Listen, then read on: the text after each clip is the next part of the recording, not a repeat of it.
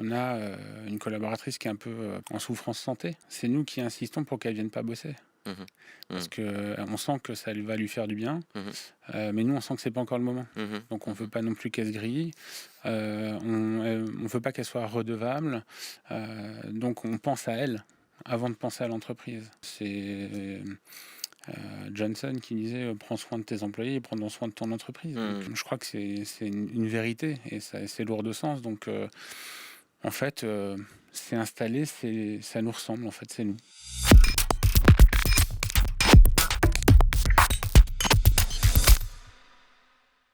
Jean-Elias de Jésus, bienvenue, salut. Salut. C'est un plaisir de t'avoir pour ce 3e épisode d'Abracadabra. Abracadabra, on invite des dirigeants et on va chercher un petit peu les recettes secrètes, la magie qui opère dans nos entreprises, magie qui permet que des projets fonctionnent, magie qui permet aussi que des groupes d'humains fonctionnent et souvent on trouve ça assez magnifique et on va aller chercher à chaque fois des recettes magiques.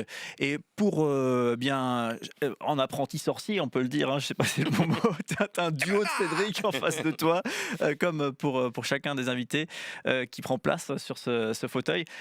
Cédric de Nous Tous Pro, ça va, prêt pour All good. un coup de baguette magique? Ouais, carrément. Très bien. On est vraiment donc heureux de t'avoir. Tu diriges ou co-diriges en tout cas une agence immobilière qui s'appelle Origami. Tout à fait. Tu es responsable pôle vente et achat.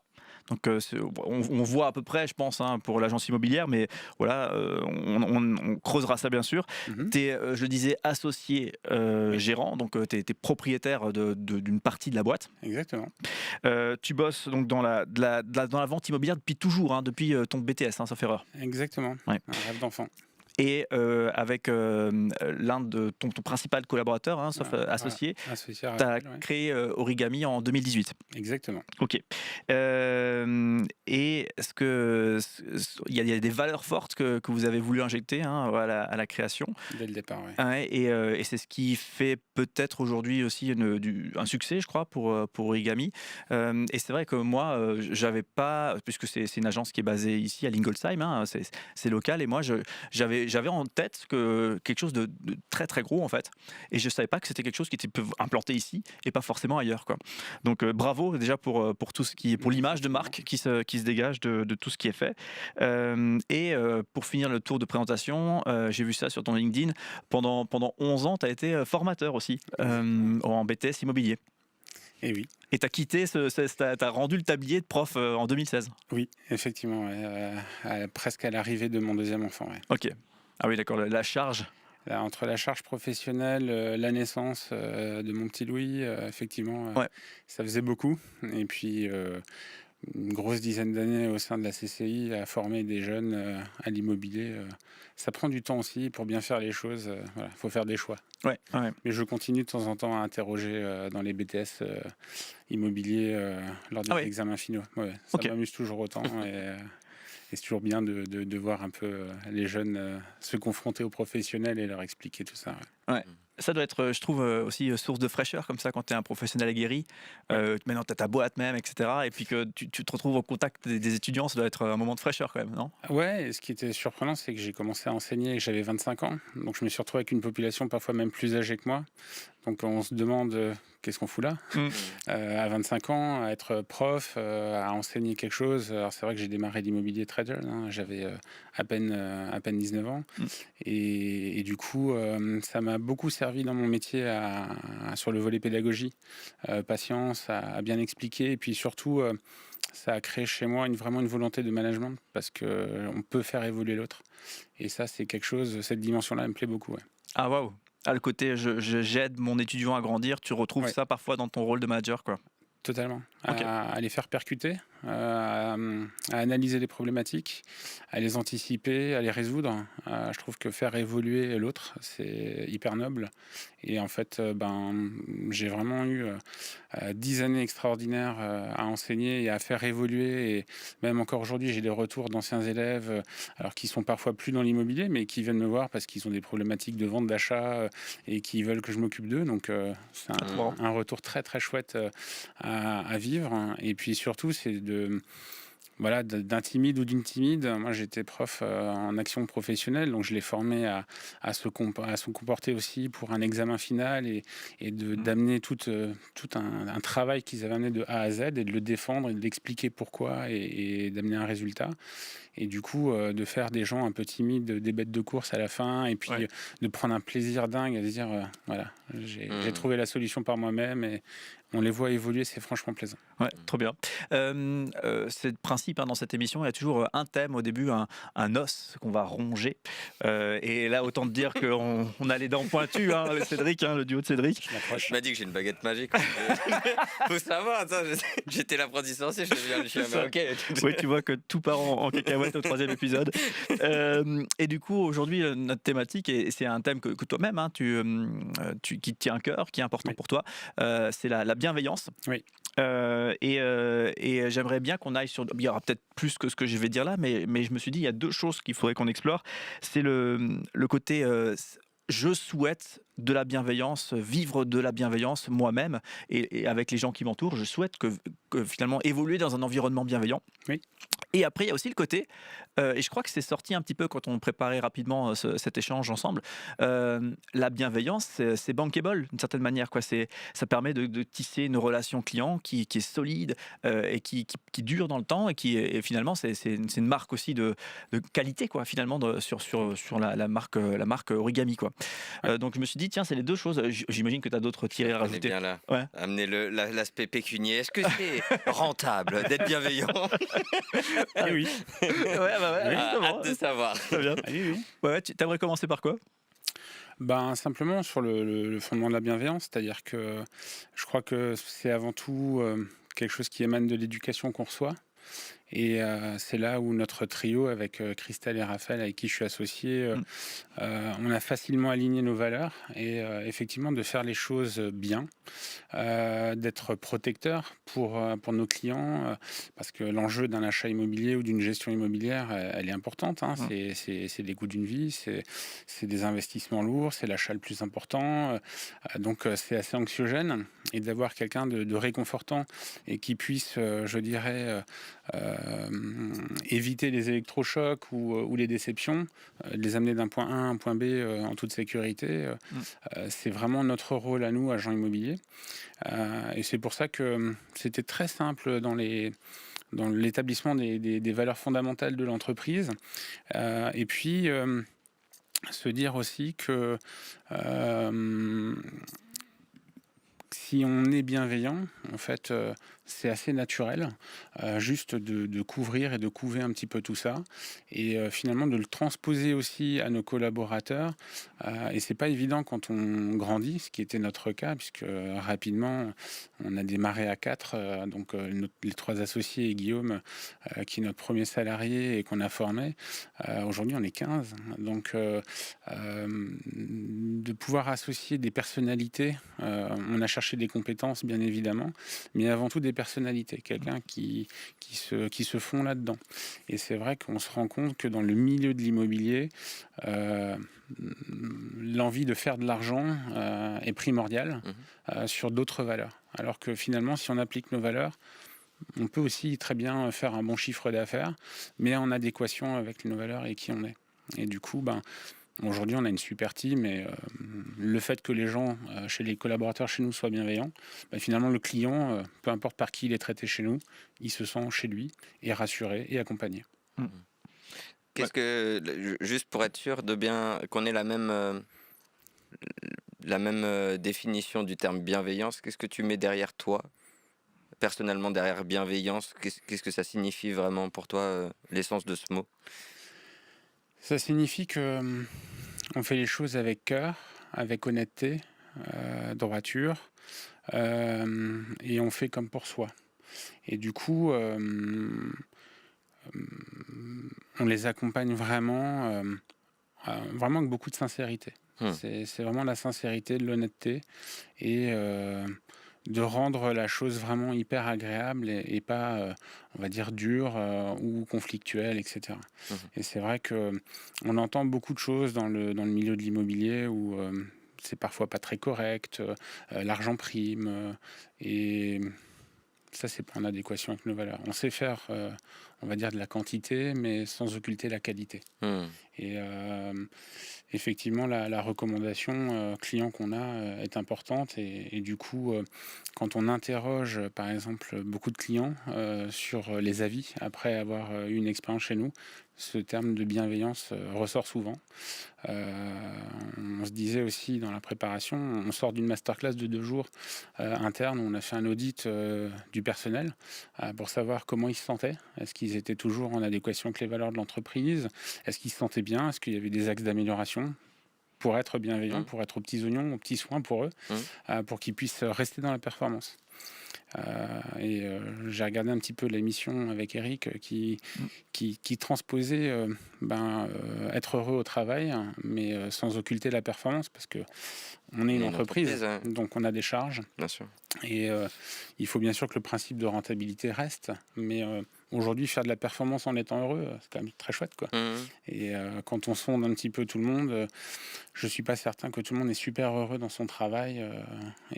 Voilà, nous, notre mission de manager, c'est d'être là et de faire ce qu'il faut pour que nos salariés soient heureux. Et s'ils sont heureux, ils transposent ça de manière naturelle à nos clients, et c'est un combo gagnant. Ouais.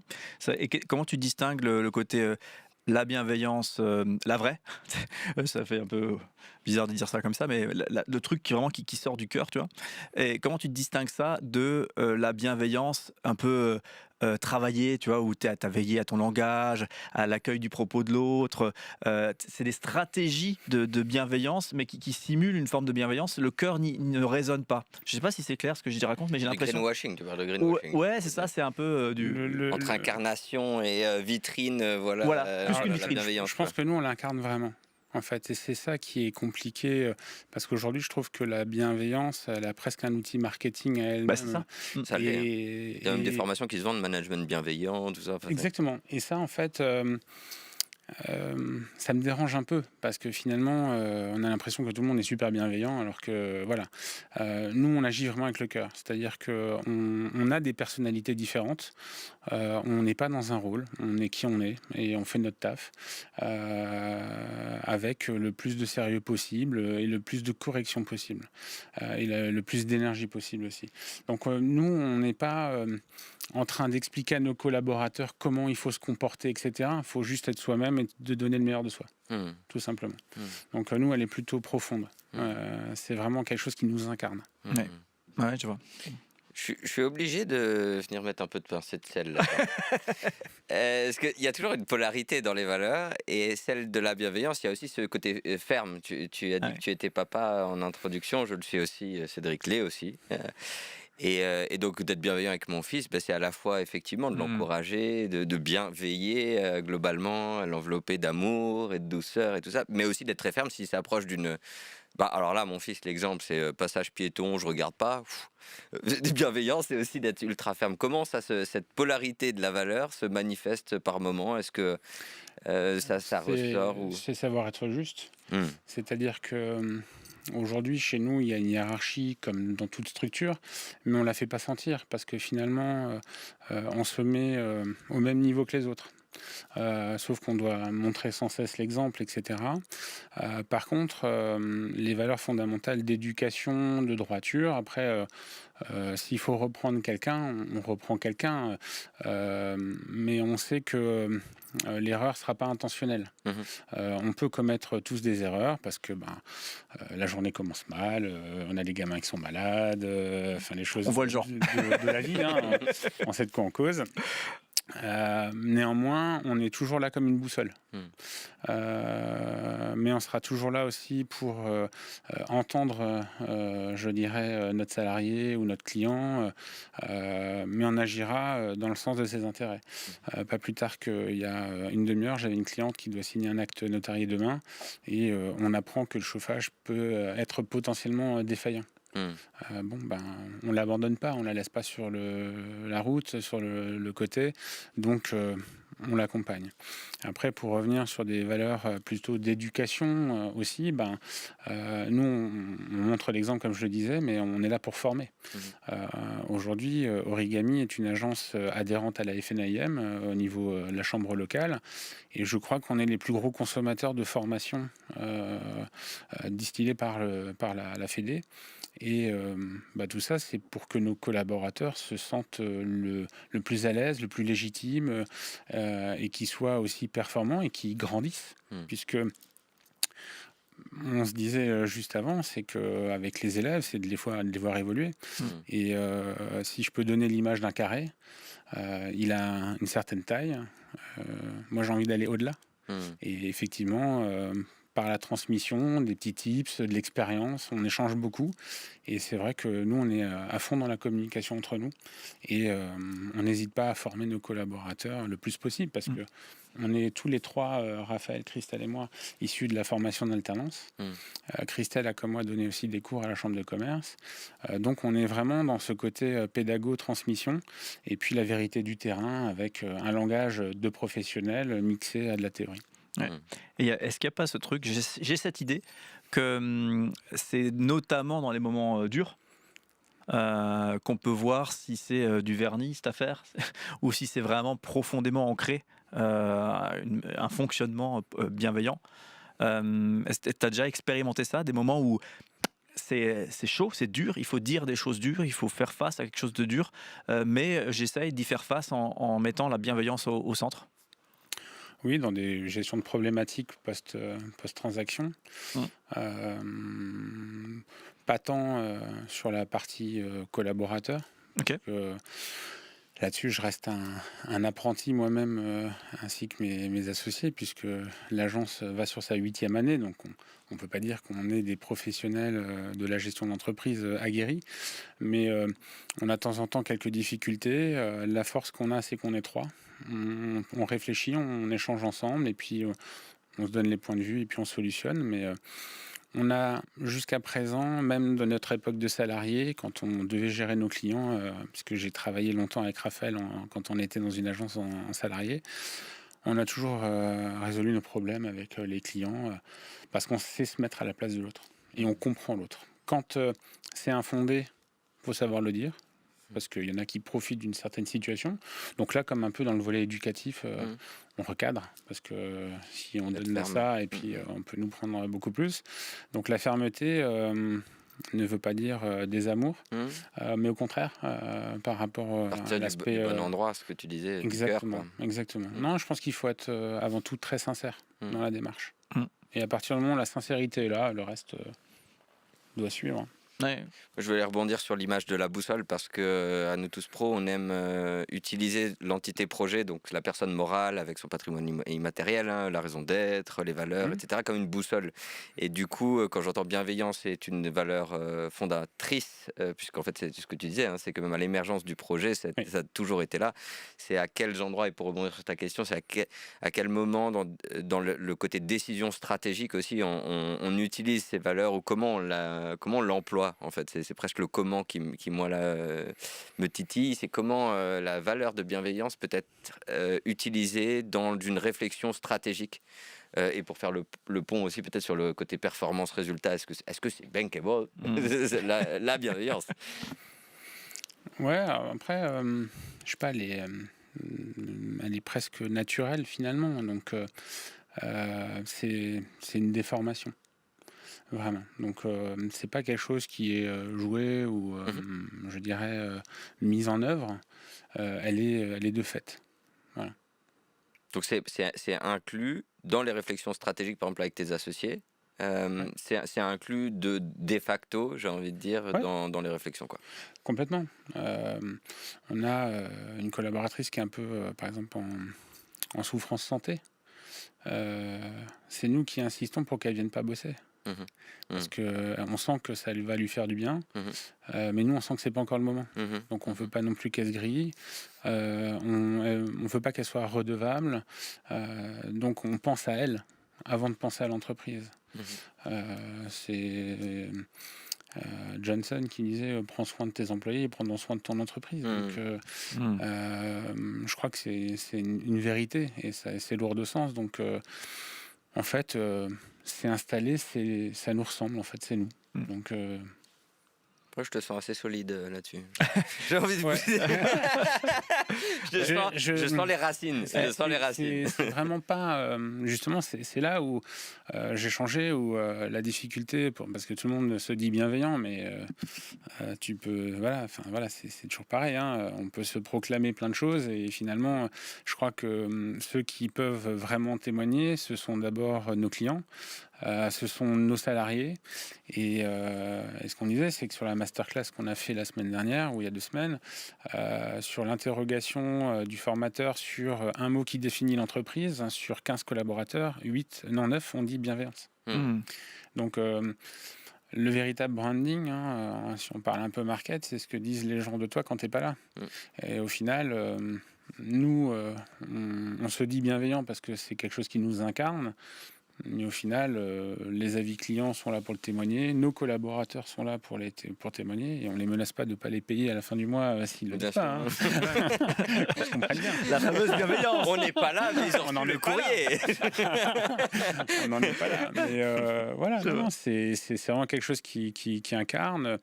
Je crois que c'est même culturel. Après, moi, me concernant, j'avais une maman qui était prof de religion et catéchiste. Et c'est l'essence même de l'éducation. Protéger les autres, ne pas faire de mal. Et puis moi, je suis quelqu'un, je crois beaucoup au karma. Donc j'essaie de faire le max de bien pour qu'on ait un équilibre et qui nous revienne aussi, quoi. J'allais dire parce que, tu sais, des fois on prend ça comme une évidence, la bienveillance c'est bien, tout ça, mais c'était ma question suivante, c'est en fait pourquoi ? Pourquoi c'est inscrit en toi ? Pourquoi c'est en toi ? Et pourquoi c'est bien d'être bienveillant ?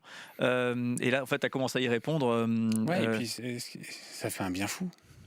Ouais, c'est ça en fait. C'est pour toi d'abord aussi.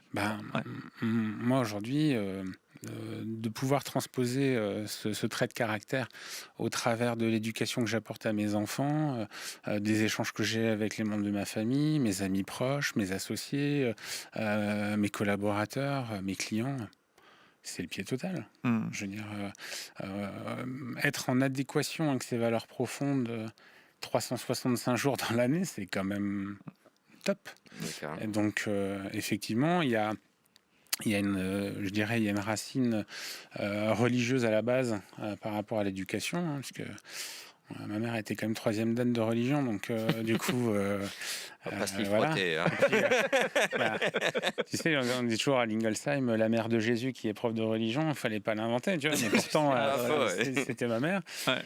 Donc, des valeurs très très fortes. Moi, j'ai mon papa qui est immigré portugais, qui a débarqué en France après la pression du régime et qui a enchaîné les boulots et qui a fini directeur de banque et qui m'a toujours montré que le travail était une des valeurs fondamentales et elle fait partie de nos 5 valeurs fondamentales.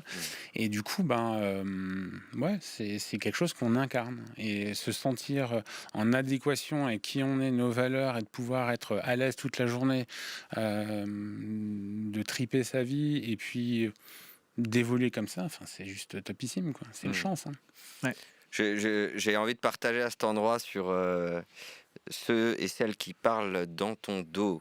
Oui. Qu'est-ce qu'ils disent ? Petit coucou à Émilie qui disait que justement tu es une personne qui incarne cette bienveillance et que c'est pour cette raison notamment qu'elle t'invitait ici et dire en fait t'as un beau message, donc voilà, je lui fais un coucou puisque c'était le point et ça nous permet de faire le clin d'œil, mais merci, je sens beaucoup de résonance dans l'histoire méditerranéenne que je porte aussi et ces valeurs qui autour du travail, autour de certaines valeurs la chrétienne pour le coup, hein, mais qui m'animent aussi et du coup je comprends l'enracinement solide. Complètement. Et je sais pas, si t'es en face de toi des gens qui sont pas bienveillants, parce que toi tu dois en croiser, et c'est même pas, je leur jette même pas la pierre parce que j'ai moi-même acheté une baraque, j'ai moi-même vendu aussi un bien immobilier, donc je vois la pression que tu vis à ce moment-là, quoi. Tu te dis, là il faut pas que je me fasse arnaquer, c'est le moment où je joue gros, quoi. Donc je suis même pas pour jeter la pierre à des gens qui seraient plutôt exécrables dans ce moment-là, mais tu dois en voir, du Ouais. coup, j'imagine. Est-ce que tu arrives à rester dans tes racines de bienveillance et de tes postures de bienveillance, ou est-ce que justement c'est difficile d'être en dialogue avec des gens qui sont pas du tout dans cette ambiance-là, quoi? Il faut rester propre et ancré dans ses valeurs. Mmh. Donc, quand j'ai des gens qui sont, on va dire, un peu différents ou accrochés sur d'autres choses, nous, on reste qui on est. S'ils adhèrent pas, ils adhèrent pas. S'il faut les recadrer, on recadre, mais avec beaucoup de tranquillité, hein. Mais effectivement, il y a un dicton que nos formateurs nous disent aussi très souvent, c'est on a les clients qu'on mérite. Mmh. Et finalement, on a très peu de problématiques clients, OK. vraiment. Et c'est incroyable parce que j'ai envie d'y croire que c'est presque scientifique. Je ne suis pas du tout scientifique, mais de se dire vraiment, c'est un plaisir d'évoluer. Alors que les gens émanent des craintes parce qu'ils subissent un stress. Moi, je donne toujours l'image de l'hôtesse de l'air. Quand j'ai des clients qui stressent, je dis écoutez, le jour où vous devez stresser, c'est si vous voyez que je stresse. Si vous êtes dans l'avion et que l'hôtesse de l'air stresse, paniquez, faites-vous plaisir, lâchez-vous. Mais si elle est normale et que tout va bien, restez zen, c'est que tout va bien. Et si à partir du moment où il y a quelque chose qui ne va pas, je serai le premier à porter tout ça, à sécuriser le moment et de vous partager l'information parce qu'on ne cachera rien et voilà. Mais il faut rester ancré sur ses valeurs. Mmh. Ouais, Il n'y je a, trouve, pas de, il ouais. y a pas de rôle en fait à Mmh. avoir. Et moi, je suis Mmh. très mauvais comédien, donc Mmh. on est comme on est, avec ce qui nous compose. Et les gens, s'ils vous aiment et s'ils vous acceptent comme vous êtes, tout roule, hein. Mmh. Si ils ne sont pas en adéquation avec vous, il y a plein d'agences immobilières qui répondront à leurs attentes. Ou, voilà, mais non, non, on reste qui on est. Et s'il n'y a pas besoin de s'emporter, on leur explique que tout est sous contrôle et que personne n'est mort, personne n'est malade. Ouais. Il y a des choses plus graves dans la vie. Moi, je trouve, plus j'avance, plus la valeur confiance, c'est l'une des valeurs clés pour dealer. Totalement. Au-delà parce qu'un devis, deux devis l'un à côté de l'autre, ça te dit pas la solidité du prestataire, ça te dit pas plein de trucs. Ça te dit pas la pertinence de son offre par rapport à ton besoin. Enfin, il y a plein de trucs où le devis, c'est la référence pour comparer les offres, mais je suis pas sûr que ça soit si vrai que ça. Et en fait, une personne, le plombier qui vient chez toi et qui te donne la bonne solution, c'est ça qu'il te faut. Il faut pas le gars qui t'invente qui te fait du violon, peu importe si le truc est moins cher, quoi. Et C'est exactement ça. je retrouve ça dans ce que tu dis, en fait. Merci. Bah, c'est mon combat de tous les jours. Mm. C'est de faire entendre raison, d'être pédagogue. Et là, mon ancienne casquette de prof m'aide énormément parce que c'est pas non plus un exercice simple de se faire comprendre, surtout quand l'enjeu c'est l'argent. Parce que moi, Ah j'ai oui. des vendeurs qui me regardent dans le blanc des yeux en me disant t'es mignon, mais je vends qu'une fois. Mmh. Oui, mais pour que la vente se fasse, il faut un équilibre. Et un équilibre dans le prix, un équilibre dans le contrat, un équilibre total. Donc, quand on dit l'affaire doit être bonne, mais elle doit être bonne pour les deux. Mm. Donc voilà, mais c'est notre combat de tous les jours au niveau des agences immobilières parce que chacun sa stratégie.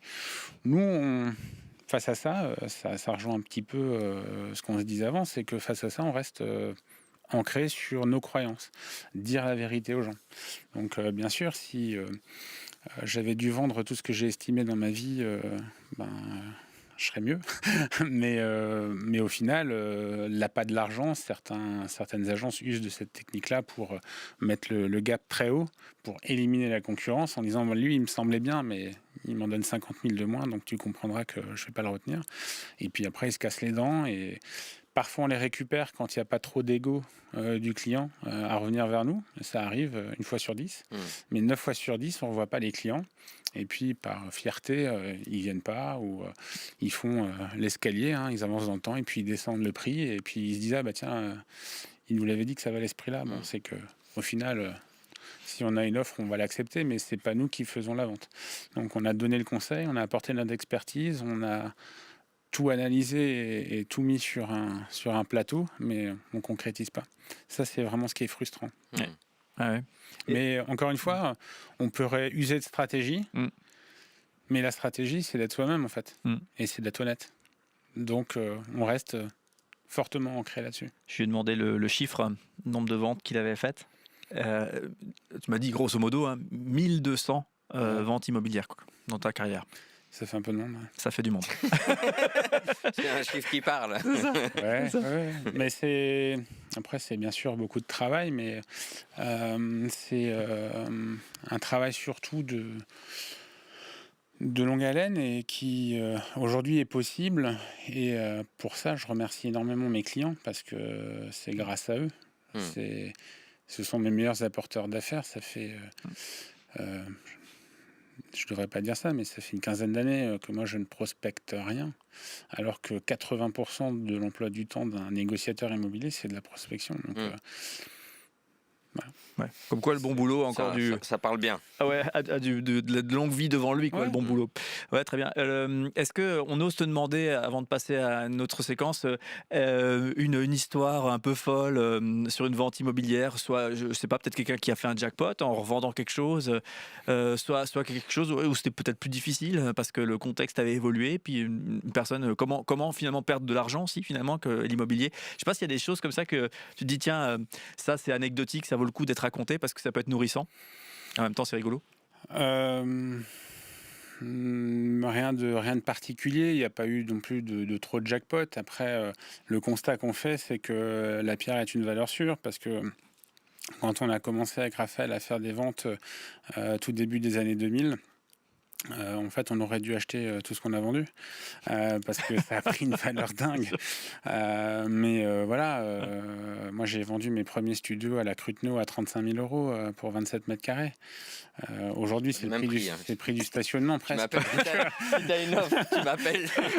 C'est dans mon budget. On se dit, mais c'est hallucinant. Aujourd'hui, ça vaut 4 fois le prix. Donc, ouais, c'est assez incroyable de voir cette évolution. Après, moi, c'est plus des histoires fortes de famille ou des contextes parfois très difficiles où on a été un véritable soutien. Voilà, c'est plus des histoires de vie, plus que des histoires d'argent. Ok, bon, c'est beau. Trop bien. Et tu penses pas, toi, que justement, sachant que ça a fait x4 à la Cruteno, mais à d'autres endroits aussi, que peut-être un jour, ça fera diviser par deux je sais pas, dans les 10 ans à venir? Non, parce que même s'il y a une variation, aujourd'hui, notre région est une région hyper forte, une région de travail, une région de propriétaires aussi, une région étudiante. Donc non. Par contre, ce qui m'inquiète, c'est comment les jeunes de demain vont réussir à se loger, parce que les prix, c'est pas les mêmes que quand moi j'ai acheté mes premiers biens immobiliers. Ce qui se passe au niveau même de l'aspect locatif, c'est de vouloir, on va dire, avoir une mainmise sur l'évolution du prix des loyers, avec ce qui est en train d'être fait, de stopper les constructions, d'arbitrer des permis de construire, d'aller à l'inverse du besoin. Finalement, aujourd'hui, un 3 pièces, moi quand j'ai commencé la location, j'ai l'impression d'être centenaire quand je vais dire ça, mais je louais des 3 pièces à 550 €. Ouais. Aujourd'hui, un 3 pièces, c'est 900, 1000. Et pourtant, les loyers, les salaires n'ont pas fait x2 non plus. Donc, moi, c'est ce qui m'inquiète et c'est ce qui me donne aussi, je dirais, dans ma génération des quarantenaires, me battre encore plus dur pour mes enfants, pour leur garantir un habitat et de se dire, bon, tu vas avoir un truc pas mal, de faire des investissements qu'on pourra après transmettre, parce que le volet transmission, c'est quelque chose qui est très important chez moi, familialement aussi, hein, donc c'est quelque chose, c'est un sujet qui m'est cher. Et voilà, ça, c'est plutôt ça qui m'inquiète. Mais de diviser le coup par deux, non. Ok. Non, vraiment pas. Très bien. Et pour resaluer Émilie Dedieu qu'on saluait tout à l'heure, j'ai enfin fait le rendez-vous avec elle qu'elle propose. Tu sais, faire 1 heure de rendez-vous pour faire le point sur tes investissements, ton patrimoine, qu'est-ce qu'il s'agit de faire en fonction des projets. Très très très nourrissant. Grosse recommandation. Tu dois me dire qu'elle t'a mis en lien avec Jean-Elias. Ça peut, je vais devoir te vendre un truc. Non, ouais, donc voilà, Merci, Émilie. c'est pour dire que c'est pour boucler la boucle que j'ai fait ça, je pense il y a quelques jours là, et c'était vraiment très très chouette. Non, Eh ben, mais c'est incroyable. elle est douée. Ouais.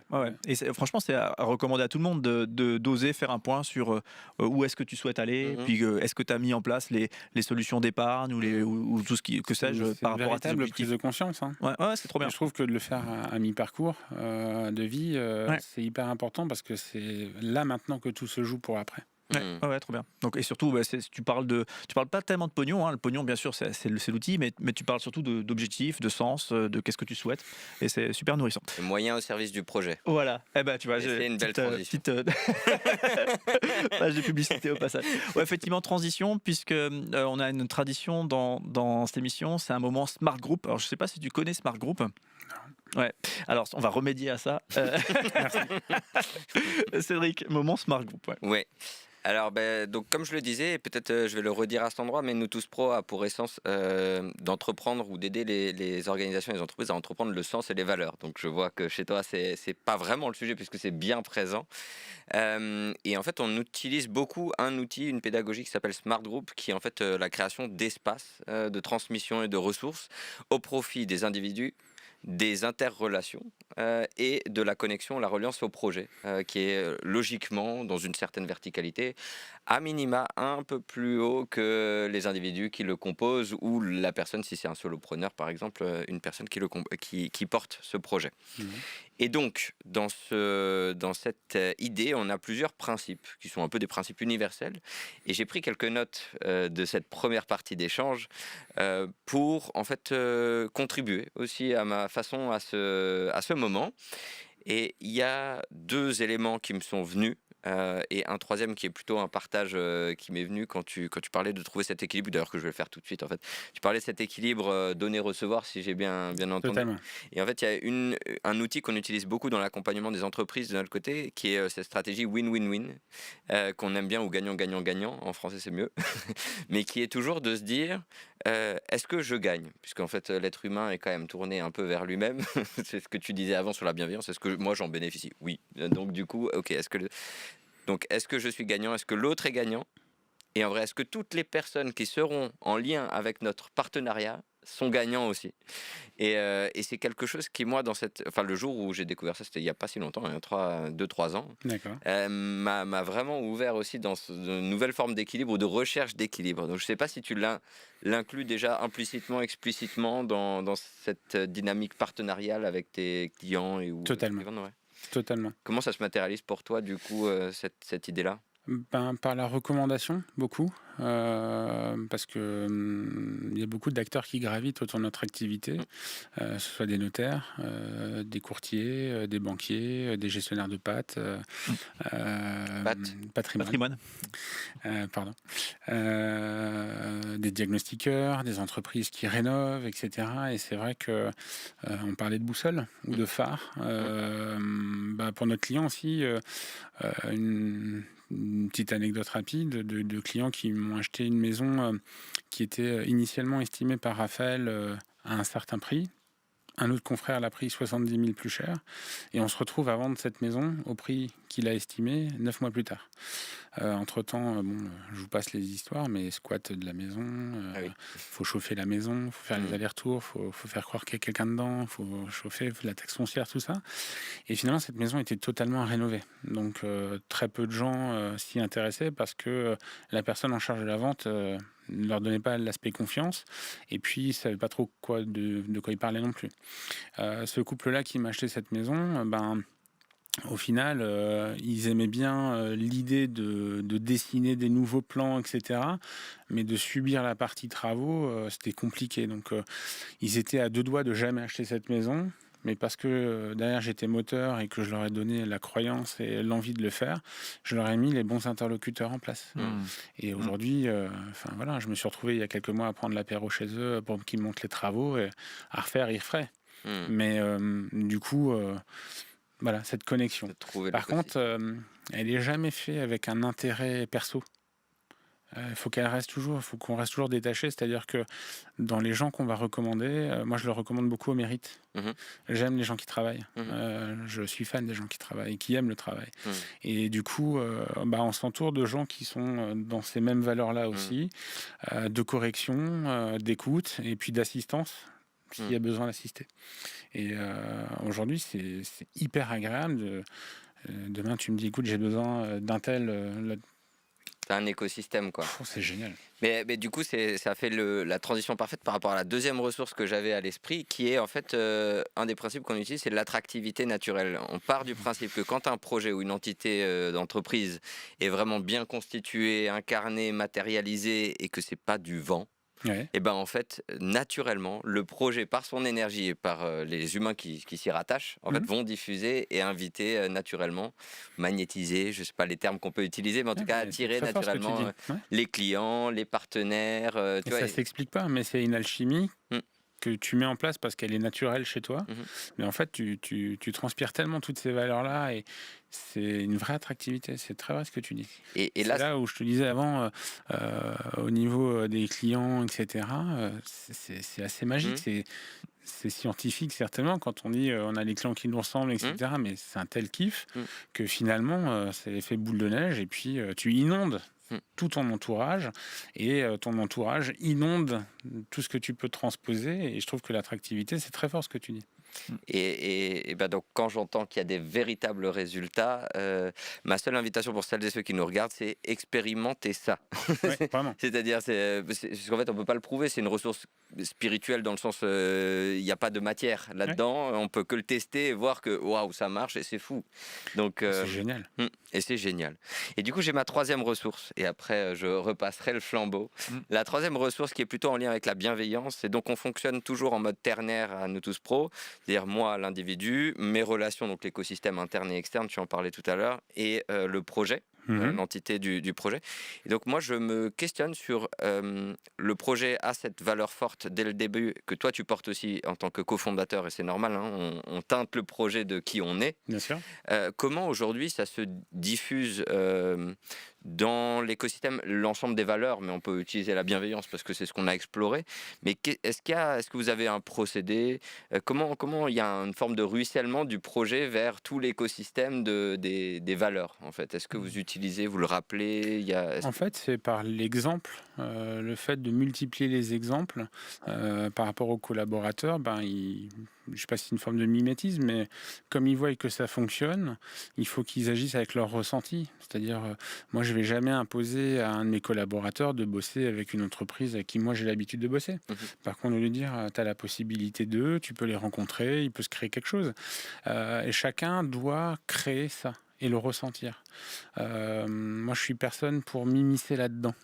Dans l'environnement de mon collaborateur. Par contre, de faire ce qu'on fait pour lui montrer que c'est possible et que ça fonctionne, ça, ils le font. Et puis, ça fonctionne. Il n'y a pas de grande stratégie avec tes collaborateurs, avec tes associés, pardon. Tu te dis pas, tiens, on va faire comme ça maintenant pour que la bienveillance, ça ruisselle sur les gens et que les gens soient plus bienveillants, incarnent encore mieux nos valeurs. Comme c'est naturel et qu'on se comporte ainsi, il y a l'espèce d'effet miroir et puis tout le monde se sent bien. Okay. Et on a même des collaborateurs qui viennent d'autres agences immobilières et au bout de 3 semaines, ils te regardent en disant c'est quoi le loup? On sait pas de quoi il parle, mais de se dire c'est normal que tout le monde est super sympa et personne s'entretue parce que on sait que par exemple là où il y a de l'argent il y a du combat.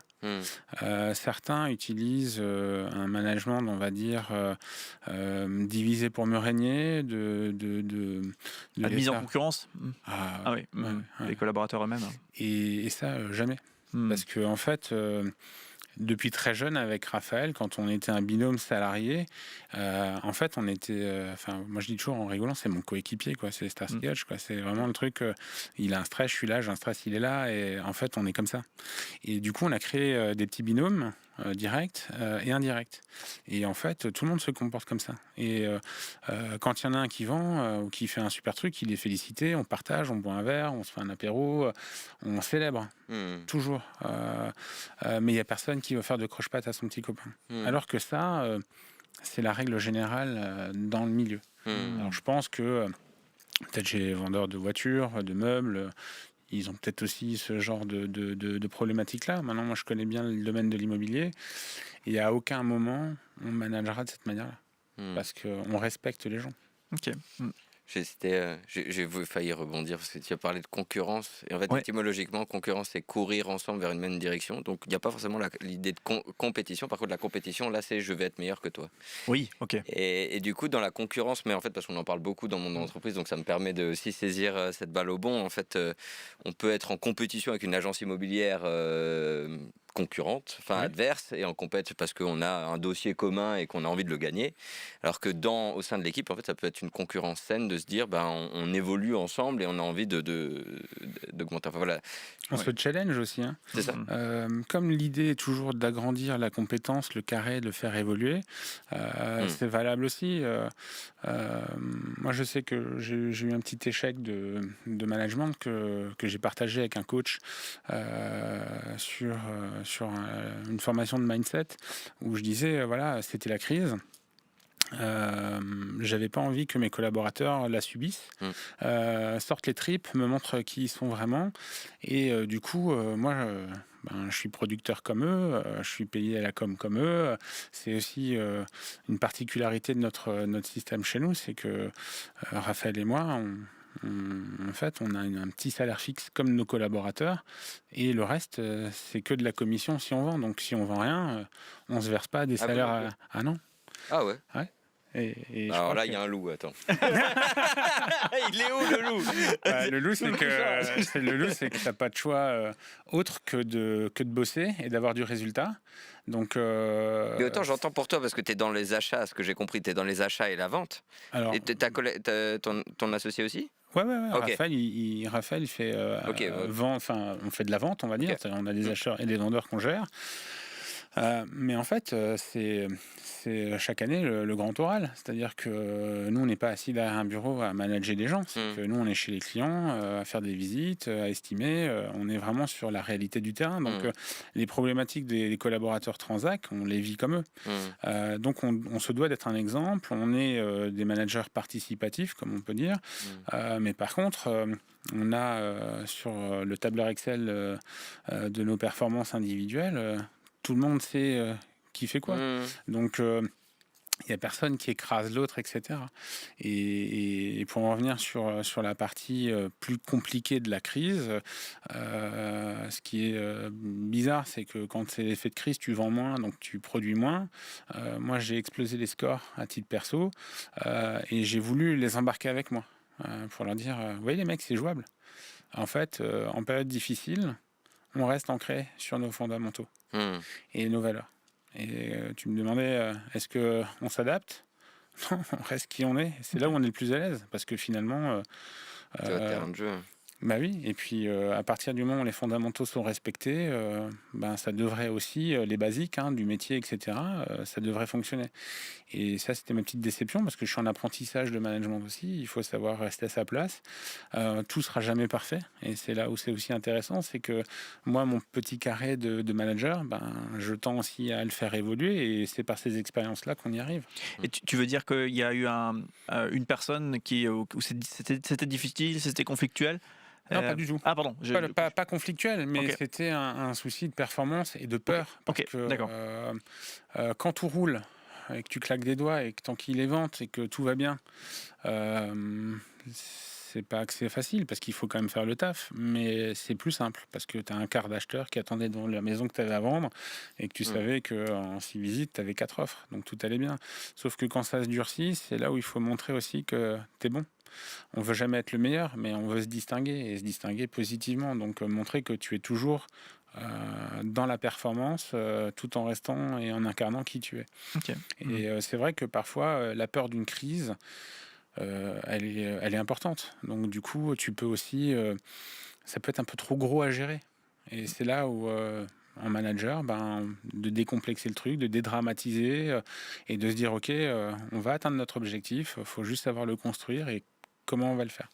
On se forme nous aussi énormément sur les actualités, etc. Mais beaucoup aussi sur le management. Et on remarque, pour revenir sur l'aspect bienveillance rapidement, c'est que bon nombre de formations aujourd'hui sont visées pour gérer le mal-être en entreprise par rapport à l'agressivité extérieure du monde du particulier, mais aussi pour gérer des conflits. Alors nous, on n'a pas un management qui est, on va dire, où on confronte nos collaborateurs, où on les met en concurrence, on les presse, etc. Parce que on n'aimerait pas qu'on nous le fasse, donc on ne va pas le faire. Et puis surtout, on trouve que c'est contre-productif et c'est contre nos valeurs. Ouais, ok. Alors justement, en mode valeur, je prolonge ça. Et est-ce que tu peux m'expliquer pourquoi est-ce qu'en 2018, avec ton associé ou tes associés, vous avez fondé Origami, alors que finalement vous étiez dans le métier de l'immobilier depuis toujours. Fondamentalement, tu l'as même redit à l'instant, t'as pas changé de métier. Tu continues de vendre des biens comme avant en fait. Ouais. Qu'est-ce que ça a changé finalement d'être associé, d'être propriétaire de cette boîte d'Origami? Alors, tout jeune, quand on était en BTS et quand on mangeait nos sandwichs dans la voiture entre midi et deux, à 19 ans, on se disait ce serait cool un jour de monter notre boîte. Donc ça, c'est l'ambition de tout jeune qui a envie de se lancer, etc. À l'arrivée de mon premier fils, Baptiste, l'envie d'entreprendre, elle n'était plus forcément là parce que je m'éclatais dans mon métier. Mais après, ce qui nous a fait quitter notre employeur aussi, c'est justement à un moment donné des différences de valeurs. Moi, j'ai beaucoup donné dans mon métier parce que je suis un passionné, j'aime ça. Je suis aussi un ambitieux. Et j'avais pas le soutien et le suivi de mes patrons de l'époque. J'ai eu des soucis de santé, j'ai pris énormément de poids, je me suis négligé au détriment de mes clients, on va dire, parce que j'ai dû gérer et c'était un peu compliqué, j'ai pas su faire. J'ai demandé plusieurs fois de l'aide et on m'a presque rigolé au nez. Je raconte toujours cette anecdote qui était complètement dingue, mais un jour on m'a dit tu vends trop, vends moins, on te demande pas de faire autant. Mais tu t'imagines, tu viens me voir en me disant écoute, on m'a recommandé chez toi, j'aimerais que tu vendes ma maison, je te dis non, j'ai trop de taf. C'est de la meilleure com, cela dit. C'est génial. Puisque tu mets des années à construire, tu peux avoir le déclin très rapidement. Et en fait, moi j'ai demandé de l'assistance pendant 7 ans. C'est long, 7 ans. J'ai fini plusieurs fois dans le SAMU parce que je me tapais des heures de fou. Il fallait que je gère tout, c'était trop. Et pourtant, j'assumais un certain chiffre qui aurait permis à cette société de construire, de staffer tout ça et de faire quelque chose semblable à ce qu'on a réussi à faire. Mais le destin a voulu autrement. Et puis, à un moment donné, on s'est regardé en se disant, bon, on a passé la trentaine, finalement, on a construit notre réseau, on a le soutien. Même certains clients pensaient que c'était déjà notre boîte, alors que ce n'était pas le cas parce que tellement notre investissement il était fort. Et puis, on s'est dit, on n'est jamais mieux servi que par soi-même. Mais, je suis obligé de rebondir sur ce partage profond là que tu fais. Quel était le carburant qui t'a mené jusqu'au SAMU à plusieurs reprises? En fait, c'était quoi pour éviter peut-être à celles et ceux qui entendent cette émission de se dire ouais, j'ai pas envie, ou tiens, vigilance, il y a un indicateur sur le tableau de bord là. Est-ce que c'était la recherche de la reconnaissance? C'était l'argent? C'était quoi? Non, c'est surtout la reconnaissance. Ok. Moi, quand j'étais, jusqu'à pas il y a longtemps, j'étais très obèse. Et quand tu souffres de trucs comme ça, d'handicap, tu es sans cesse en quête d'une certaine reconnaissance et légitimité. Et en fait, ayant toujours voulu faire de l'immobilier depuis que j'avais 10 piges, j'avais besoin de ça. Moi, j'étais pas un élève très brillant. J'aimais jouer au foot avec mes copains. J'avais des parents qui travaillaient beaucoup, donc j'avais pas un soutien et un suivi scolaire de fou non plus. Mais on était heureux, tout allait bien, quoi. Mais j'étais pas prédestiné à faire de la fac et d'aller sur un bac+5, etc. Et puis En plus, j'en avais même pas envie. Moi, je voulais faire de l'immobilier. Donc, je suis sorti de mon bac. J'avais 3 vœux, 3 fois immobilier. Ça emmerdait ma conseillère d'orientation de l'époque, qui voilà. Et au final, j'étais et je suis indirectement toujours en quête de reconnaissance parce que c'est ancré vraiment de manière hyper profonde. Et ça, c'est un peu les stigmates de l'enfance qu'on peut tous avoir. Voilà, moi j'ai besoin de prouver que je suis légitime, j'ai besoin d'avoir de reconnaissance pour avancer. Et à un moment donné, j'étais dans le tout de suite. Je voulais faire triper le client en disant un mec comme lui, ça n'existe pas presque. Sauf que ça m'a amené dans des strates hyper loin. Et à un moment donné, tu penses plus à toi, mais tu fais que penser aux autres. Et à l'époque, je fumais beaucoup. Tu fais 14-15 heures de boulot par jour, je dormais pas. Tu manges à la va-vite, tout ce que tu peux trouver qui fait Les l'affaire en une indicateurs, demi-heure. Et à un moment donné, c'est ton corps qui t'envoie des signaux, quoi. Et les phrases chocs que certains ont eu. Et ouais, c'est. Là, on se dit, bon, maintenant, fini les conneries. Et puis, on a ouvert en 2018. Raphaël, qui connaît mes qualités et mes défauts, m'a dit, mec... c'est précieux, ça, hein, d'avoir les binômes miroirs qui nous connaissent, quoi. Les amis, les vrais amis, ils peuvent tout te dire. Après, à toi de savoir si tu es calibré pour l'entendre ou si tu es en face pour l'accepter. Mais je dis toujours, il m'a dit, gars, on a un marathon, pas un sprint. Donc tu es là au début, mais je te veux à la fin aussi. Et à l'époque, j'avais beaucoup de poids. Donc après, je suis passé par une opération, une sleeve, où j'ai perdu beaucoup de kilos. Et en fait, Christelle et Raph, ils ont toujours été un soutien indéfectible en disant t'inquiète pas, ce que tu vas pas faire, on sera là, on va le faire. Et puis on s'était staffé. Mais d'avoir ce parachute, ce matelas de confort en se disant occupe-toi de toi pour une fois dans ta vie, fais-le. Et nous, on gère le reste. Et en fait, c'est précieux, ça. Et la création d'origami, ouais, c'est fort. Précieux. C'est pas de la bienveillance, ça? Ouais, c'est précieux. Et la création d'origami, donc de la boîte, s'inscrit dans ce processus-là, si j'entends? Aussi. Dans quel processus? Ce processus de toi qui comment dirais-je, fait un pas de côté par rapport à cette notion de la reconnaissance, par rapport à prendre soin de toi et par rapport à une vision d'avenir, à ce marathon, et que c'est ça le bon outil pour mener ce marathon? Ouais, c'est plus le rêve de gosse. Il y a de ça, mais en fait, ça t'arrête peut-être dingue, mais en pariant sur l'entrepreneuriat, je me suis acheté du confort. Ok.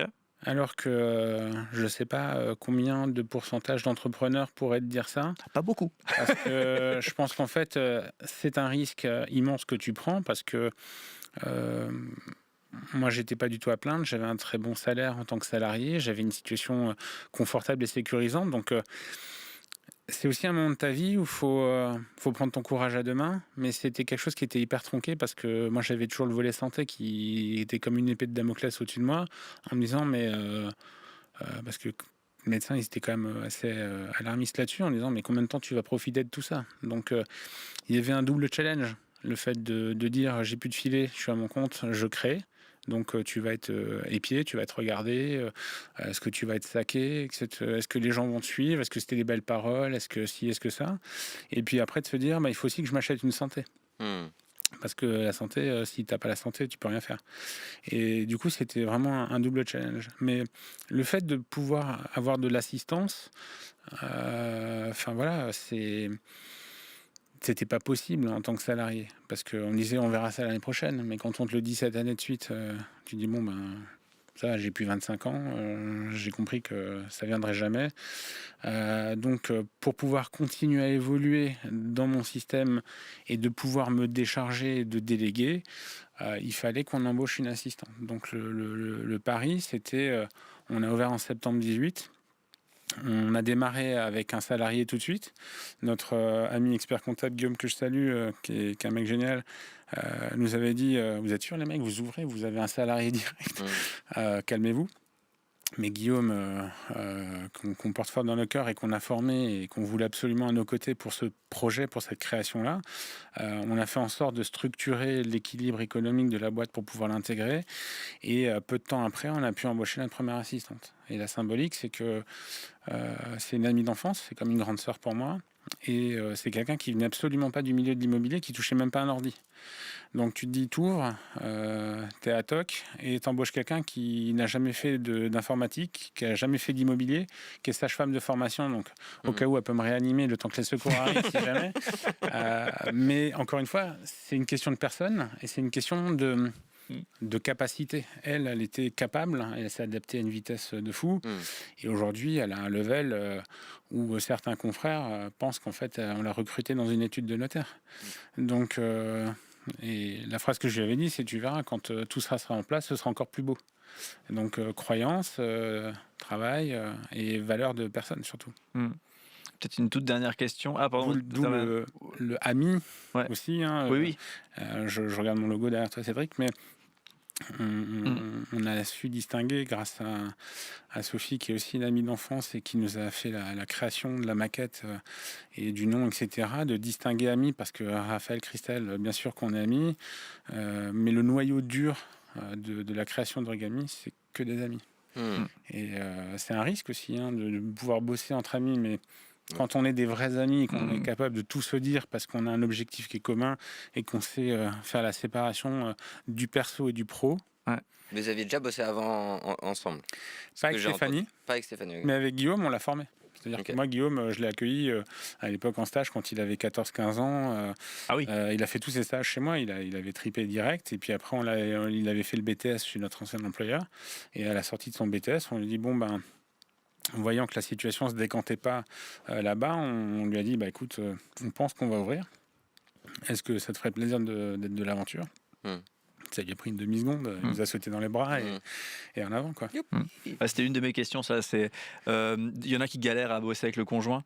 Ou la conjointe c'est ça. Et puis je me suis dit, est-ce que bosser avec un pote, avec un ami, c'est des galères aussi à certains égards, même si c'est des joies, j'imagine aussi. Non, parce que en fait moi je trouve que c'est assez simple.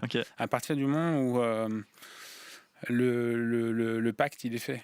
Donc avec Guillaume, c'est comme un petit frère pour moi, donc pas de souci, c'était validé, c'est nous qui l'avons formé, donc là-dessus il a découvert le job et il a appliqué ce qu'on lui a dit, et puis c'est une personne extraordinaire.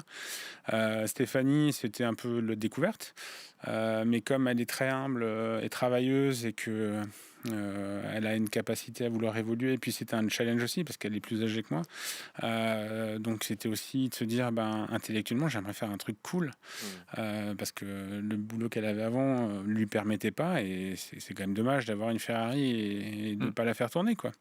Donc du coup voilà, le vrai challenge initial, c'était de pouvoir bosser avec Christelle, parce que moi je connaissais Raph, c'est mon coéquipier depuis longtemps, mais mon amie, la conjointe de Raph. De Raphaël, Ça c'était compliqué. Moi je savais que avec mon épouse c'était pas jouable de bosser ensemble, parce que je suis trop chiant. J'aurais emmené le boulot à la maison, et déjà que mon boulot il est envahissant, donc je voulais pas que ça écrase tout notre cocon familial, que ça joue aussi avec les enfants, et puis à un moment donné, quand tu décides de quitter ton poste de salarié où tu gagnes très bien ta vie et que tu passes de très bien à rien, tu es quand même contente que ta femme ait un boulot qui marche, et puis elle est plutôt forte aussi, donc elle gagne bien sa vie, donc au final c'était aussi une sécurité pour nous, parce que les collonges chez nous, Christelle et Raphaël, eux, ils sont passés de salaire à rien. Donc après tu as le chômage, tu as des trucs comme ça, mais c'est déjà une super aide, et franchement on a pu aussi apprécier, je dirais, tout ce qui est mis en place pour les gens qui veulent entreprendre, et ça franchement c'est une chance, parce qu'aujourd'hui si on en est là, c'est aussi grâce à ça. Et puis voilà. Ouais.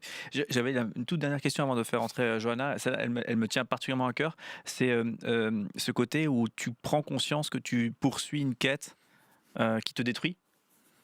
Donc cette quête de reconnaissance, et que tu la poursuis de manière non, enfin c'est trop, quoi. Et que ça te bouffe en fait. Et j'ai l'impression qu'il y a beaucoup d'entrepreneurs effectivement qui sont touchés par ça, par une quête, quelque chose qui les fait se mouvoir, et qui le plus grand danger, c'est eux-mêmes et c'est leur propre quête parfois. Hein, voilà. Il me semble avoir vu ça. Et toi qui as quand même vécu ça fort, comment est-ce que quel conseil tu donnes à ceux qui vivent ça, qui pensent commencer à vivre ça, et puis pour peut-être pas tomber au fond du trou, quoi? De se faire épauler. Ok. Je pense que c'est une noble quête, mais la phrase choc qu'on m'avait dit à l'époque et qui a résonné, hein, en disant qu'il y a plein de gens compétents au cimetière, tu te dis ouais, dur. Donc comme je te disais, moi, le fait de te staffer permet aussi de soulager la personne qui entreprend et de se concentrer sur le vital, la partie commerciale. Moi, je pense beaucoup à l'artisan, le gars qui est tout seul, qui fait les devis le dimanche, le soir, à pas d'heure. À un moment donné, s'il prend ce temps-là au profit du chiffre d'affaires qu'il va faire, parce qu'il va faire les travaux, tu peux payer une assistante qui va te soulager, qui va te faire évoluer la boîte.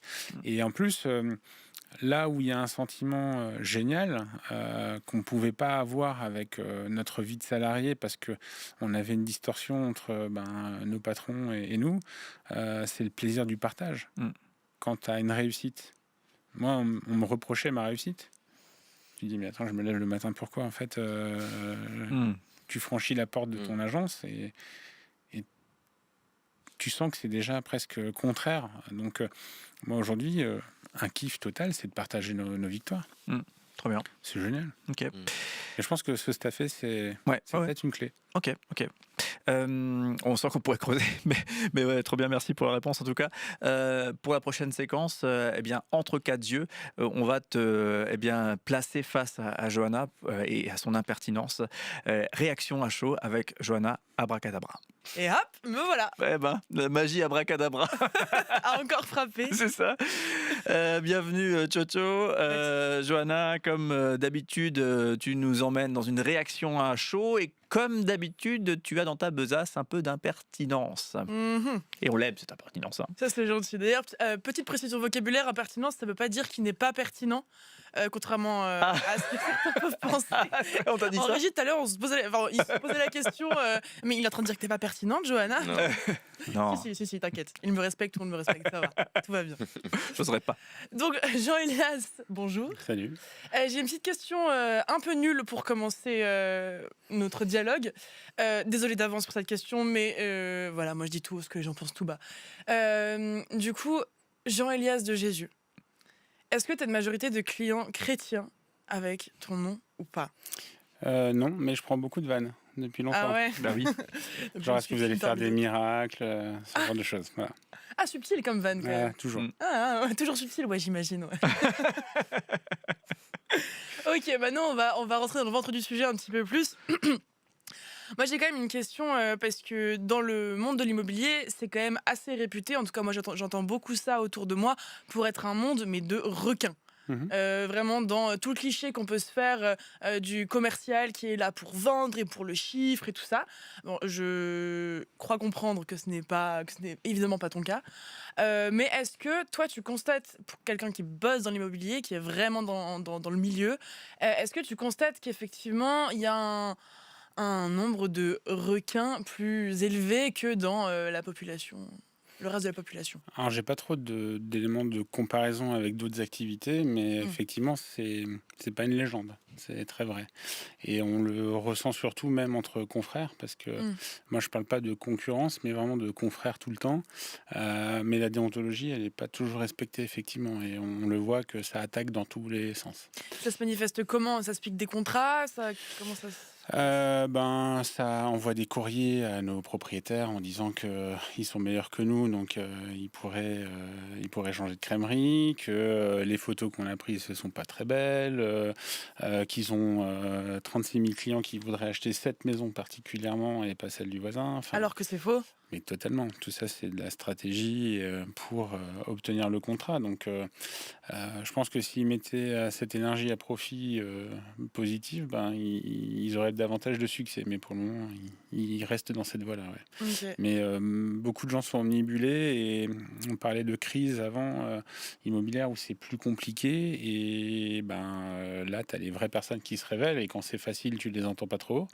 Quand c'est très compliqué, tu as souvent la récurrence de gens qui démarchent. Et donc, on a même nos propriétaires qui nous agitent les courriers, qui nous les donnent, qui nous les mettent sur la table de la cuisine. C'est encore elle qui m'écrit, etc. Et ils sont pas dupes, du coup. Ah bah non, ils se non, laissent non, pas non, avoir. non, complètement. Ouais. Ouais. Et puis, je trouve que c'est même contre-productif parce qu'en fait, ça fait vraiment, je sors les griffes et c'est tout le cliché et c'est tout ce dont on n'a pas besoin finalement un vendeur. Le vendeur, il a envie d'être coucouné et d'être pris en charge, mais pas de cette manière-là. Ah, tu me donnes un peu l'image d'un comment on dit, j'allais dire un loup dans une meute de bergerie, mais dans une bergerie, mais Mais le l'inverse. contraire. En fait. Ouais, c'est ça. Un mouton dans une Louvrie. C'est ça, exactement. comment on appelle ça? Il y a une expression pour dire ça, non? Je ne Non. crois pas. L'inverse, c'est bail jaune. Hein. Ok, d'accord. Bon, voilà. Le problème, c'est qu'ils veulent faire du chiffre, ils en font pas forcément. Nous, on en fait beaucoup. Mais pourtant, voilà, c'est là où finalement de faire du bien, on a du bien aussi, quoi. C'est vraiment une Mais je trouve vérité, comme on dit. c'est difficile de voir quelqu'un qui fait pareil que toi réussir là où toi tu bloques. Peu importe que toi tu es là peut-être dans une mauvaise pratique, mais c'est difficile de voir son frère réussir là où, tu sais, quand c'est quelqu'un de proche, tu vois, quand, Oui. alors que ça serait un mec lambda, loin, bon, il réussit, tu t'en fiches, tu vois, c'est loin, mais quand c'est proche, c'est dur, je trouve. Faut peut-être qu'ils revoient leur méthodologie ou leur état d'esprit, mais après, je pense que concentrer son énergie au bon endroit, c'est quand même une priorité ultime. Est-ce que tu réponds, toi, à des personnes qui seraient agressives envers ta clientèle, enfin agressives dans le sens, ils essaieraient de les prendre pour eux de manière agressive. Comment tu réponds? Est-ce que tu ignores totalement? Est-ce que... Aujourd'hui, on a une posture d'ignorance, mais ça commence vraiment à me gonfler. Ah ouais? T'as envie de Parce mettre des que gifles un petit peu là? Il y a une récurrence qui est vraiment lourde, et de dire, À ce mais point-là. je t'intéresse tellement, en fait, c'est incroyable. Ouais. Et là, on commence à se poser des questions en disant, mais vous n'avez pas envie de vous détendre 2 secondes, les gars, parce que là, franchement, c'est épouvantable, quoi. Mais jusqu'à présent, on n'a jamais trop répondu. Ok. On n'est pas dans le conflit. Parce que justement, enfin, la tentation peut être grande finalement de finir par répondre ou riposter, un peu s'abaisser au rang de la personne qui attaque, quoi. C'est la voie de la sagesse. C'est la... Waouh. On prend de l'âge. J'ai un chaman en face de moi. C'est magnifique. C'est magnifique. Mais parce que Ouais, justement, mais enfin, je suis parfois un peu juste. J'ai parfois envie de prendre mon téléphone et d'appeler. Hein, mais... on surfe avec les limites. Mais justement, enfin, je sais que j'avais ma sœur qui était allée travailler il y a quelques années pour une grosse boîte que je ne nommerai pas. Dommage. Non, c'est pas dommage. Non, non. Non. Déontologie. Ah, on ok. va- Mais bref, une grosse boîte qui représente un petit peu l'antipode de toutes ces valeurs écologiques qu'elle a, elle, parce qu'elle a une grande conscience écologique, ma sœur. D'accord. Elle était bossée chez une boîte, vraiment, quand elle m'a dit qu'elle allait bosser pour eux, je lui ai dit, mais qu'est-ce que tu fais? Qu'est-ce que... Mais tu sais, elle me disait, vraiment convaincue, quoi, mais tu te rends pas compte, je vais être l'insider, moi, je vais voir les trucs et je vais pouvoir détruire le monstre de l'intérieur et tout. Non, elle a tenu 6 mois, elle en pouvait plus et surtout elle se voyait commencer à adopter des réflexes de survie au sein de cette entreprise et qui faisait qu'elle devenait quelqu'un qu'elle n'avait pas envie de devenir, quoi. Ouais. Si tu es dans un monde comme ça assez de requins, pour toi comment tu fais pour ne pas céder à la tentation? T'as pas un petit tips pour des gens qui seraient dans la même situation? C'est de changer de boîte déjà. Parce que j'ai vu beaucoup de talent chez des jeunes, notamment sur la partie scolaire où j'étais prof, avec des jeunes avec des potentiels très forts, mais pas dans la bonne structure. Et ces gens-là font plus d'immobilier aujourd'hui, ont un dégoût de l'immobilier, et c'est juste dommage. Parce que pourquoi tu gâches un talent? Donc le type, c'est change de crèmerie, trouves des gens qui sont alignés à tes valeurs. Un entourage, ouais. Ouais, et puis moi je vois beaucoup de gens qui sont en souffrance aussi parce que y a un besoin alimentaire. Tu as besoin de bosser, tu as besoin de payer tes factures, de faire ton caddie, etc. Et des gens qui sont en train de changer au niveau du comportement parce que justement le management il est à la dure, parce que les valeurs sont pas synchro, parce qu'ils sont négligés, ils sont humiliés même parfois. Et il faut avoir le courage de ta sœur. Bravo à ta sister qui a pris le pli de partir et de quitter cet environnement parce qu'il faut se protéger, quoi. Mais je me permets, c'est super intéressant ce que tu dis, au sens, des fois, tu as les enfants qui ont été battus, qui eux-mêmes vont battre leurs enfants plus tard. Et je trouve, des fois, il y a de ça. C'est toi-même, tu intègres la culture que tu veux pas de l'entreprise et tu finis par toi-même l'imposer à des gens qui la découvrent. T'es l'artisan de la culture qui te dégoûtait initialement. Je trouve, c'est très vrai ça. Et dans le sens inverse aussi, ça peut marcher. Quand tu as une culture et une éducation hyper positive et respectueuse, tu transmets ça. Donc les gens se sentent bien chez toi, s'épanouissent, sont heureux. Et tu fais l'effet inverse. C'est quoi ton rapport à l'argent ?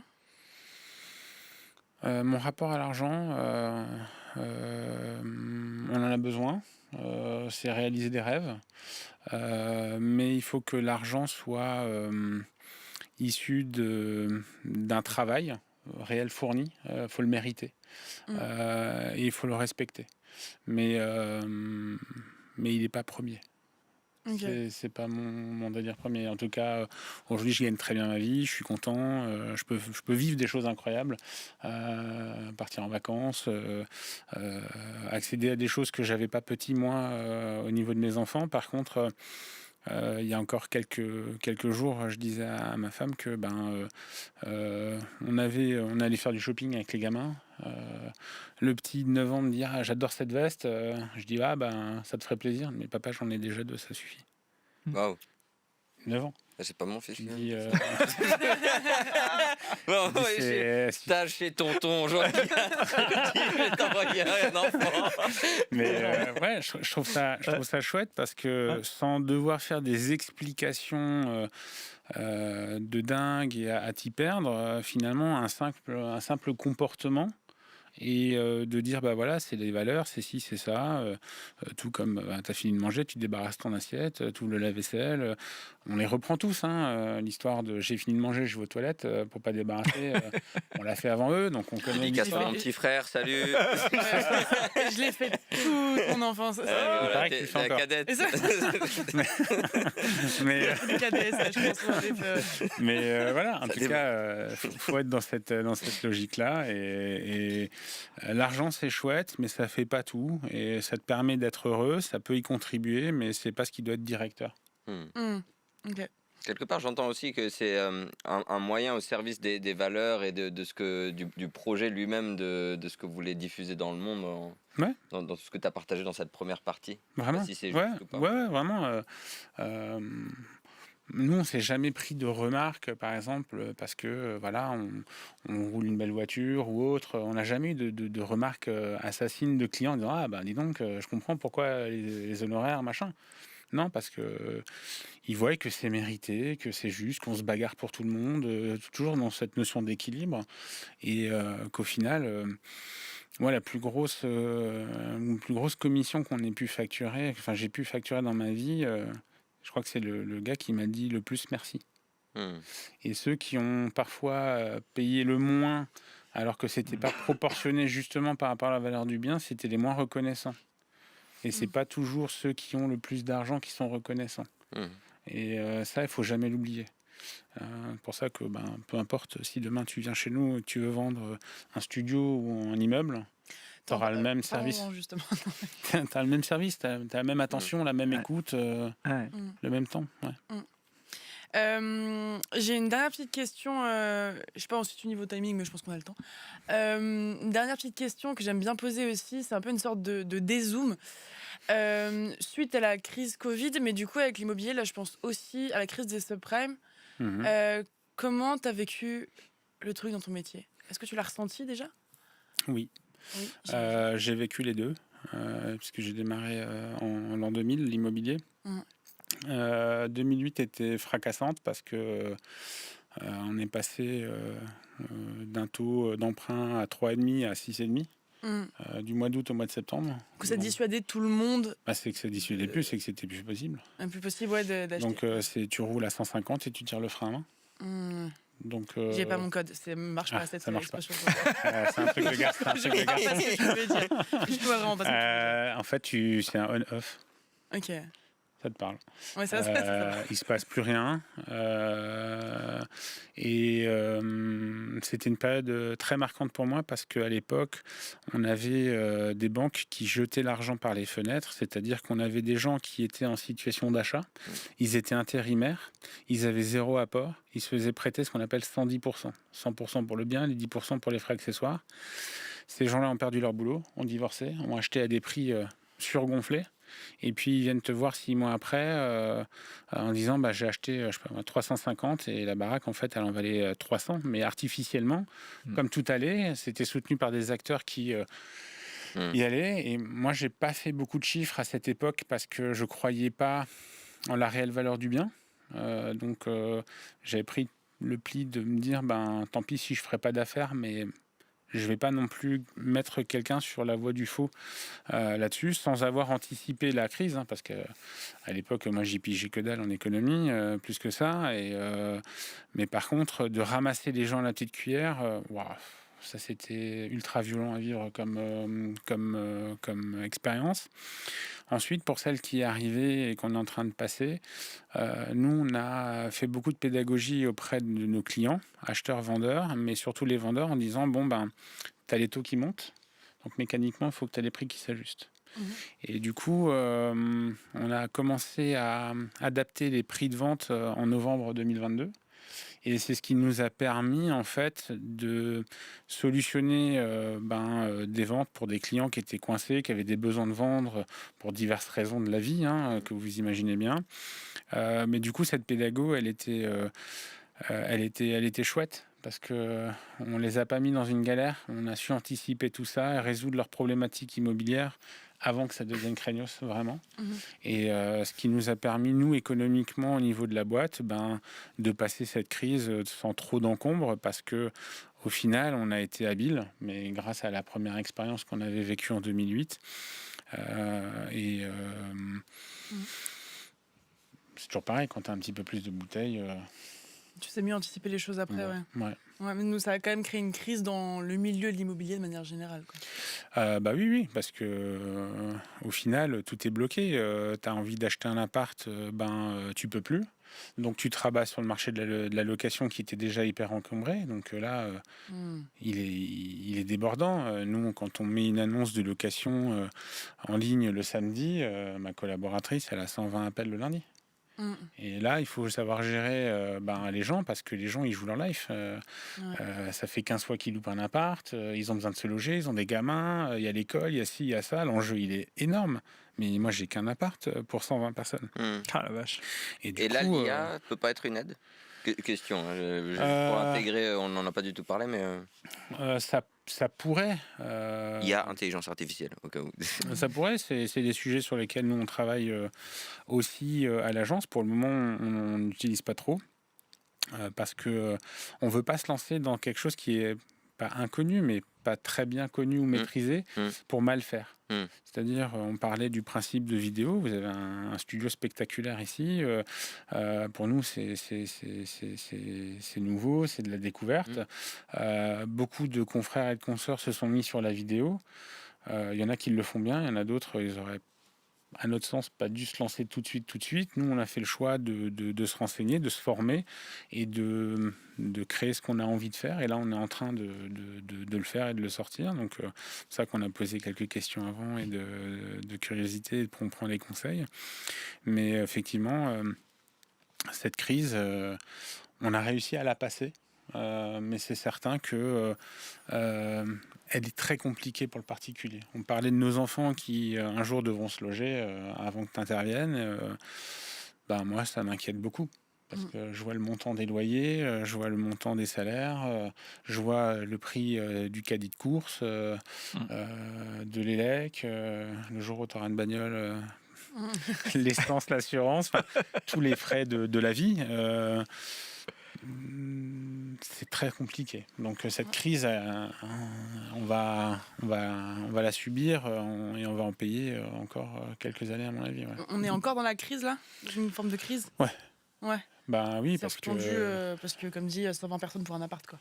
Ben exactement. C'est qu'on n'a pas suffisamment de logements. Les promoteurs sont bloqués, donc tant qu'on on relance pas un peu le bâtiment, c'est compliqué. Et puis, je pense qu'on va le payer encore. Et puis, on ne veut pas faire de politique, mais on voit qu'on n'a pas vraiment de gouvernance non plus. Donc, si t'as pas de boussole ou de phare, tu sais pas vraiment où aller. C'est pas quelque chose qui inspire la confiance. Est-ce que c'est à cause des gens qui achètent 40 apparts pour se faire leurs revenus, qui investissent dans la pierre? Alors, C'est une illusion, non, il y a eu une problématique avec l'usage du Airbnb un peu intensive. Moi, je le vois, étant d'origine portugaise, j'ai vu que les centres-villes de Porto, de Lisbonne ont pris des valeurs dingues, mais parce qu'il n'y a que du Airbnb, ça chasse les locaux. Donc, c'est un vrai problème. Et ça, je pense que là, au niveau gouvernance, c'est plutôt bien fait, je trouve, parce que faut arrêter de vouloir faire de l'argent avec pas grand-chose et puis de prendre le problème dans le mauvais sens. Par contre, non, moi, j'encourage un investisseur à avoir 40 apparts parce que ce sera 40 offres locatives qui vont permettre de solutionner justement ce besoin-là. Après, rares sont les gens qui peuvent avoir autant d'appartements parce que... Si tu as les conseils pour y arriver, je prends. Alors, les conseils, c'est pas de suivre ce que les mecs sur les réseaux font là, en disant je jette des coupes de champagne sur un Lamborghini russe et puis j'ai 23 ans et j'ai 12 apparts, ça marche pas, ça n'existe pas. Ou ceux qui me parlent de cash flow, je peux plus les entendre. Mais non, moi je trouve que la propriété, c'est quelque chose, c'est un acte noble. C'est aussi construire sa vie, construire un patrimoine, et après il y a le volet transmission. C'est aussi ça. Et je trouve que c'est hyper sympa. Mais on a vraiment besoin des investisseurs pour solutionner des problématiques de location. Donc si demain tu devais faire un achat, je peux te trouver 10 candidats locataires en une journée. Donc c'est quand même magique, je te sécurise là-dessus et ça va t'encourager à devenir propriétaire et à te construire et après aller voir Émilie pour faire évoluer tout ça. On va créer tout un écosystème avec les anciens invités d'Abracadabra, c'est parfait. J'y pensais en live. Voilà. Je me suis dit, tiens. Donc pour ceux que ça intéresse, c'est très simple, Origami, donc il y a un site web, origami.imo. Voilà. Donc pour aller effectivement découvrir, rencontrer les collaborateurs, on voit les visages, on rentre un petit peu en connexion déjà via le site web et les réseaux. Et puis après, effectivement, j'imagine qu'on peut facilement se rencontrer s'il y a un projet. Avec grand plaisir. Voilà. Trop bien. Merci en tout cas, Jean-Elias, pour ta présence dans cette émission, tout ce que tu as apporté. Merci pour votre accueil. C'était vraiment top sur le sujet que tu portes et puis là aussi sur l'expertise là qui s'est encore montrée, les mains dans le cambouis là, du sujet immobilier. Donc très très bien. Merci Tchotcho, comme d'habitude, pour l'énergie là qui vient nous secouer à la fin, c'est parfait. C'est toujours aussi top. Cédric, on se retrouve le mois prochain pour voyager à nouveau ensemble, n'est-ce pas? On l'espère. Voilà, donc toujours et encore en mode magie. Et puis un grand remerciement à tous les partenaires de cette émission Abracadabra, nous tous pros bien sûr qui portent ce projet. On pense aussi bien sûr à Smart Group et Bernard Maufra avec un petit poutou, un petit bisou qui est envoyé en sa direction. Et en hollandais, ça donne quoi? Je ne sais pas. Il faudra savoir pour la prochaine émission. Voilà, c'est ça. C'est le genre de phrase que tu les prononces, tu dis je suis peut-être en train de faire une connerie, mais je le fais, j'y vais à fond. Alors en tout cas, c'était vraiment plaisant de passer ce moment avec toi et puis j'espère que vous avez eu des ressources intéressantes pour vous et comme dit, abonnez-vous aussi bien sûr vous connaissez le principe, vous vous abonnez à la chaîne YouTube, aux réseaux sociaux Abracadabra pour bien être informé des nouveaux épisodes qui arrivent chaque mois et on le fait pour vous, donc n'hésitez pas à soutenir ça simplement en vous abonnant et en relayant ces ressources. Allez, on vous embrasse vous aussi très très fort et on vous dit à très vite.